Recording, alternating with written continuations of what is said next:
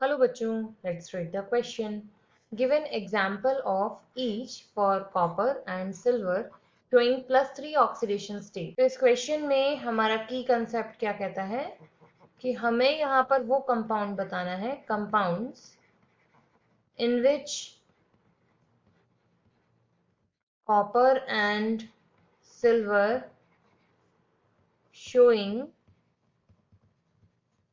+3 oxidation number.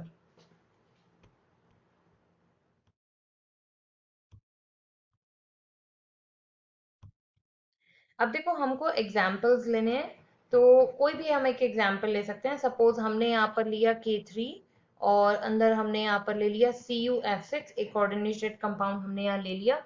तो जिसका भी हम ऑक्सीडेशन स्टेट को लेकर बात कर रहे हैं, हम क्या करते हैं, उसको एक्स वैलेंसी उसकी कैलकुलेट करके चलते हैं। तो यहाँ से अब हम कैलकुलेट करेंगे वैलेंसी। तो 3 इंटू पोटेशियम पर चार्ज कितना होता है आपका, +1, प्लस कॉपर का हमने क्योंकि कैलकुलेट करना है तो हमने एक्स मान लिया, +6 इंटू हैलोजन्स पर चार्ज होता है -1, इक्वल टू पूरे मॉलिक्यूल पर या पूरे कंपाउंड पर अगर कोई चार्ज नहीं है तो हम इक्वल में कंसीडर करेंगे 0।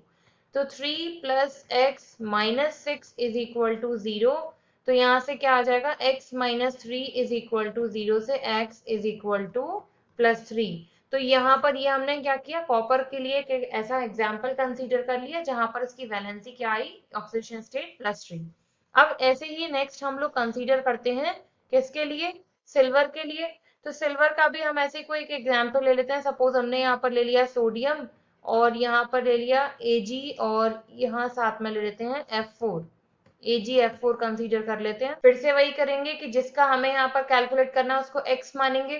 तो सोडियम पर चार्ज कितना हुआ आपका, +1, सिल्वर को हमने लिया x, +4 इंटू हैलोजन पर चार्ज होता है -1, इक्वल टू पूरे कंपाउंड पर कोई चार्ज नहीं है तो 0। तो 1 + x - 4 इज इक्वल टू 0 से x - 3 इज इक्वल टू 0। तो x कितना आ जाएगा आपका यहाँ से, +3। तो दोनों को लेकर हमने +3 के लिए एग्जाम्पल कंसीडर कर लिए। I hope you understood well. Thank you.